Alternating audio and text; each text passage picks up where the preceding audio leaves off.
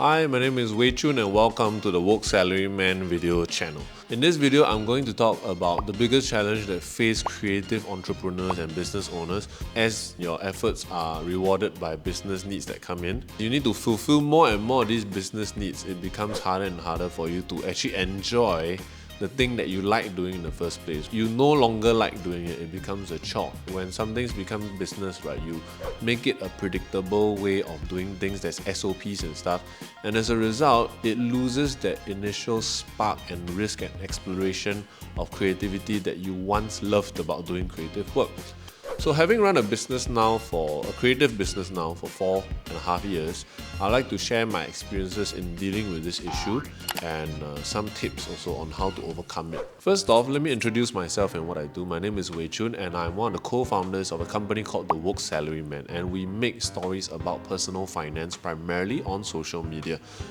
We usually do this through visual storytelling like comic strips, but we also do things like articles and IG stories and now videos as well. For the first 3 years of the business, how I introduced myself was that I am the co-founder and also the main illustrator or the main artist at the Woke Salaryman. In the past 1.5 years, that has started to change, and now instead I introduce myself usually just as the co-founder of the Woke Salaryman, or sometimes I'll say I'm an art director or a story guy. And to be honest, I'm not super stoked about the change. As a creative business owner, it has become less and less creative and more business owner. And I've gotten sometimes a bit uncomfortable about how business owner it is because I miss the creative stuff a little bit. So after some soul searching, after some conversations with my co-founder, as well as one particularly great episode of podcast that we did with the couple of co-founders from the Black Hole group. They are kind of like our seniors, they're ahead of us.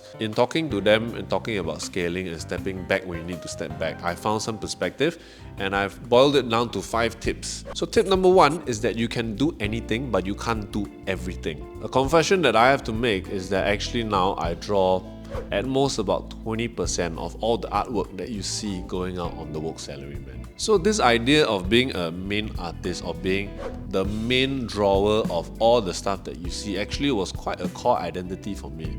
I don't know if it's just a trait of mine, but I like being known as somebody who was not afraid of getting their hands dirty to do menial production work.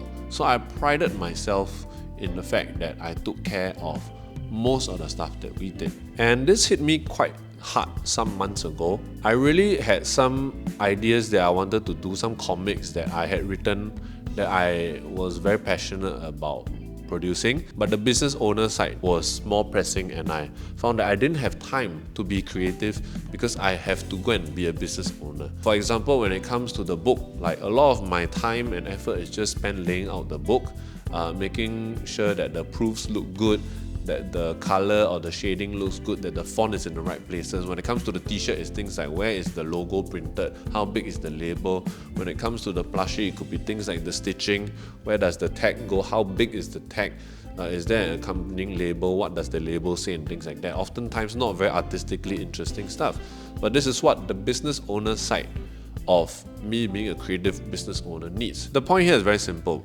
Consider getting help. Currently, we have one full-timer.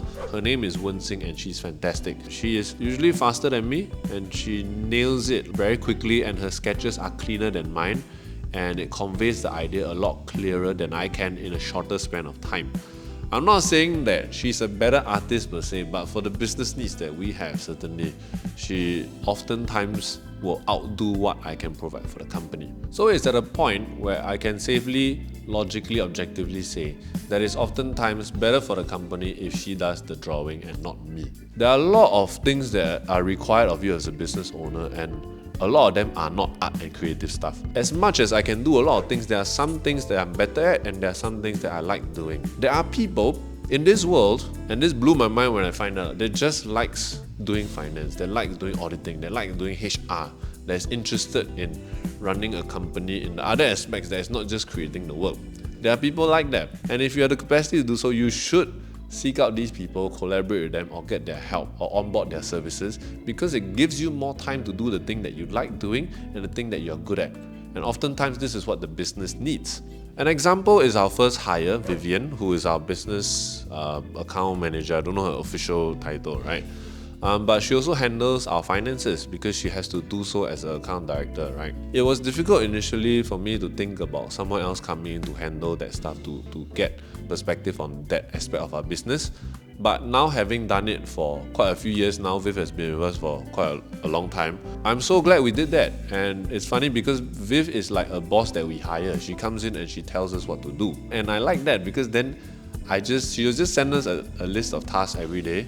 And then me and Riming, even though we technically own the company, we'll just go, oh, okay, then we do it, right? And it's nice because it allows us to just focus in on doing the things that we do best and that we like doing. Your job as a business owner, creative or not, is to figure out where you are best suited. When you have multiple resources, you must think about how to allocate these resources as efficiently as you can. That is your obligation as a business owner. How it manifests for the Works I Ran is that we hired somebody to help us. We also do things like we have an accounting software and an accounting company that helps us to do our accounting, because then it is cheaper and easier for us. So it doesn't have to just be either a co-founder that does a different thing from you, or you hire somebody to do the role for you. It could also be, for example, if you're a painter, you can have an agent that represents you and helps you sell your work, that knows you and does all the things you don't like to do, like go for those wine and cheese parties and talk to prospective people that want to buy your stuff. It could be that you employ the services of a sales management software. It could be that you hire somebody to help you to distribute the goods that you make, like plushies or whatever, right? So there are a lot of ways in which you can do that. So tip number one really is consider looking for help.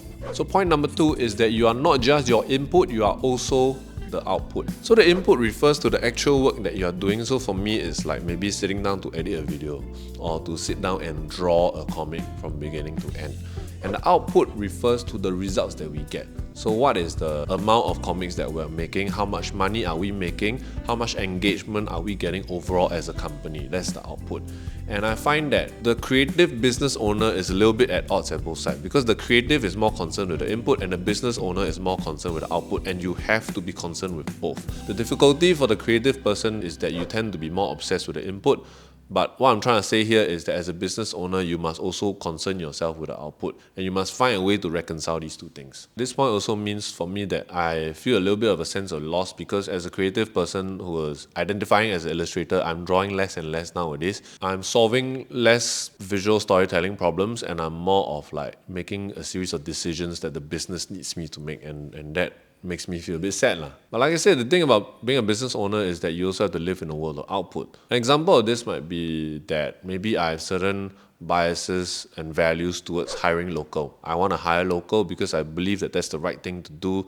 And also I feel like local has a better premium in terms of quality because we tell stories from a local perspective.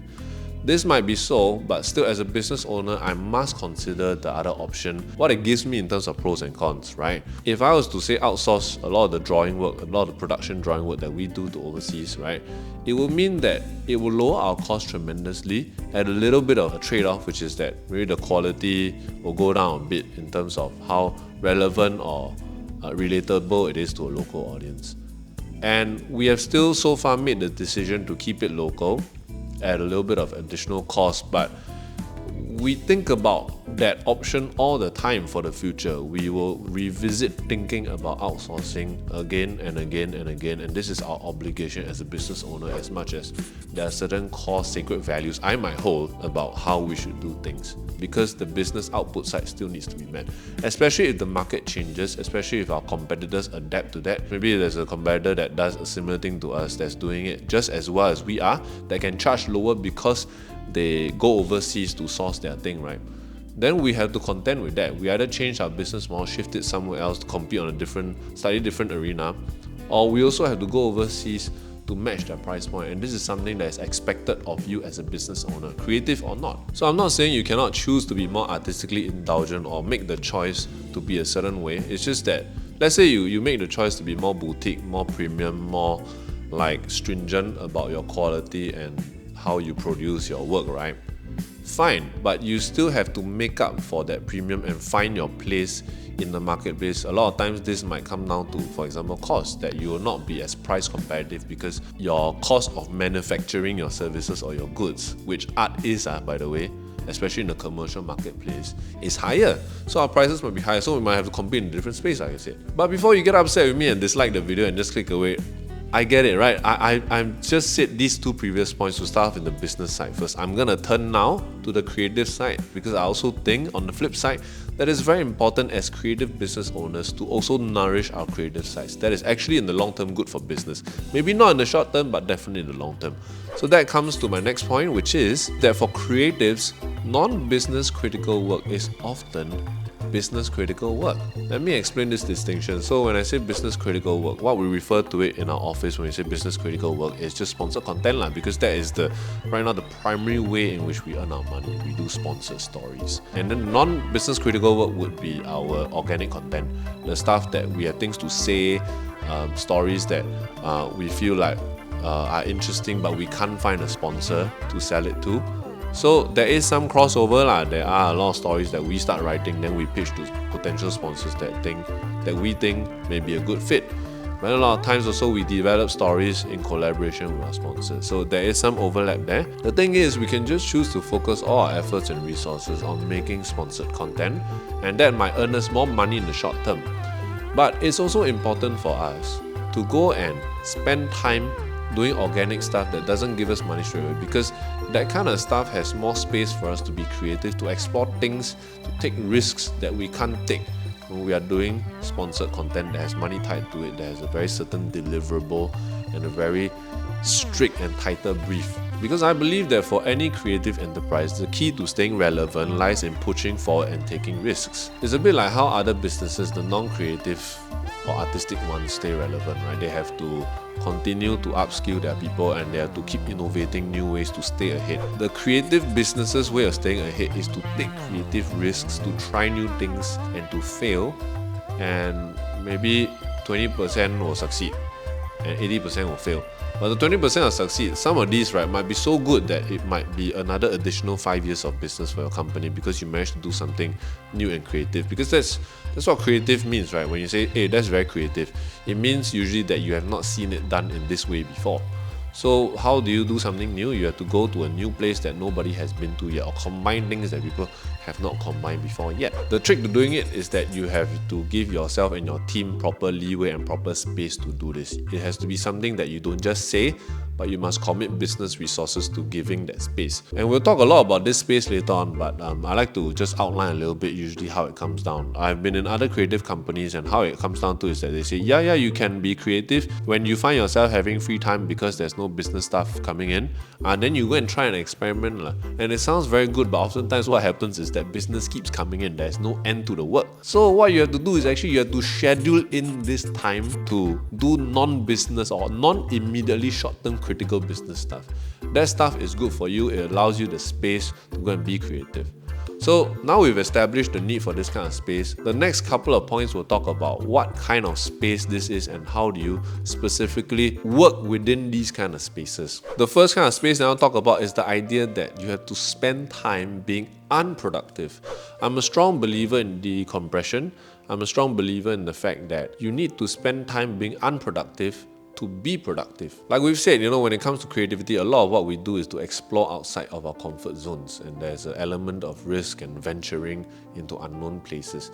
I also think about it a bit like stretching. If you want to have a wider range of movement creatively, you need space to be able to stretch. Imagine trying to do all these big stretches in a small room. It's much harder, right? So that's the same with being creative, and you must have all this empty space around you, this emptiness, to be able to find ways to not think about work. And sometimes, I think many people can relate to this who are creatives. The best stuff comes to you in moments of emptiness. I think my top 3 idea generating location is first when I'm cycling like a long and straight road. I don't have to focus on cycling, so I can just let my mind wander. Good things come to me when I get in that state. Second one is when I'm drifting off to sleep in my bed, like just before I sleep, and I'm just sitting there thinking, lying there thinking. Good stuff comes to me. And the third one is, of course, the almighty porcelain throne, the toilet bowl, right? After I am done doing my business passing solids, right? There's a moment, a beautiful lingering moment where I just sit there and some of the best stuff comes to me because I'm not needed elsewhere for the moment. I have my sacred 10 minutes, right? And I'm just sitting there in emptiness and the best stuff can come to you in that time. Hayao Miyazaki calls this ma, or emptiness, and it's present in a lot of his work, and it's a moment of lingering, ruminating beauty that really lets you sit and bask in something, in nothing.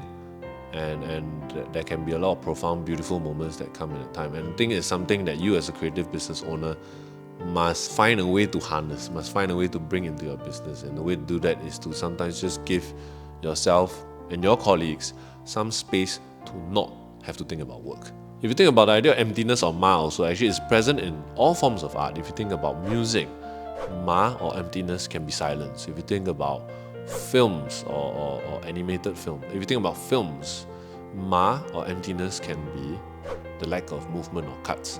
If you think about writing, ma or emptiness can be paragraphing or punctuation. If you think about visual design, it can be white space or negative space. So you must allot for this. Like, I see a lot of companies, they put like recreation corner, then they'll put like a switch or like a game console in the lounge there, but I rarely see people actually using it. Like at the Work Cyberman, what we try to do is that we don't breathe down people's necks, and we do it ourselves too. Sometimes Rui will just play Pokemon Unite on his phone. I might just watch a YouTube video like halfway through the workday, and we don't really have the kind of thing where like we're always looking over people's shoulder and hey, why are you watching YouTube video? You should be working now, paying your salary, work. So that's very important decompression. So another example of emptiness or space or buffer is the idea of making mistakes. I think it's very important for you as a creative business owner to embrace failure and also give space for failure to happen.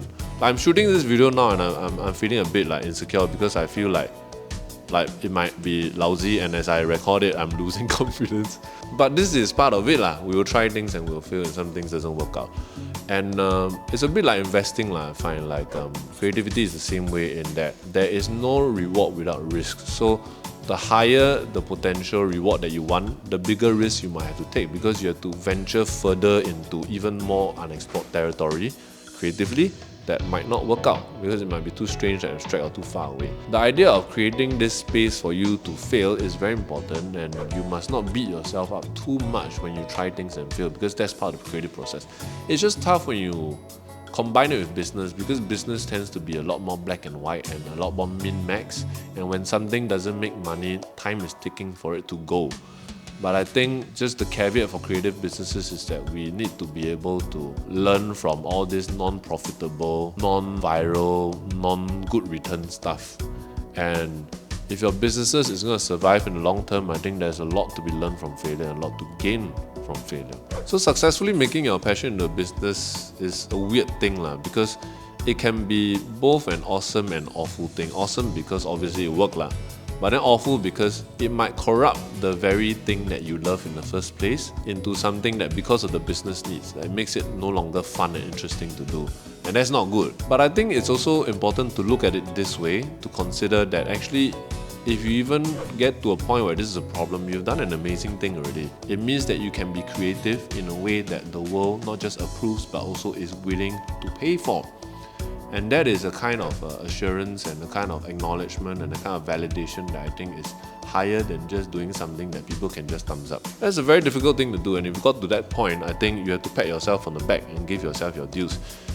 I think that the difference here is that when it happens, then the next round begins, the next tier of gameplay begins. So it means that the game now is no longer just for you to survive, it is for you to thrive. So let me know what you think in the comments if you're somebody who is a budding creative entrepreneur, or if you're a creative business owner yourself that has made it work.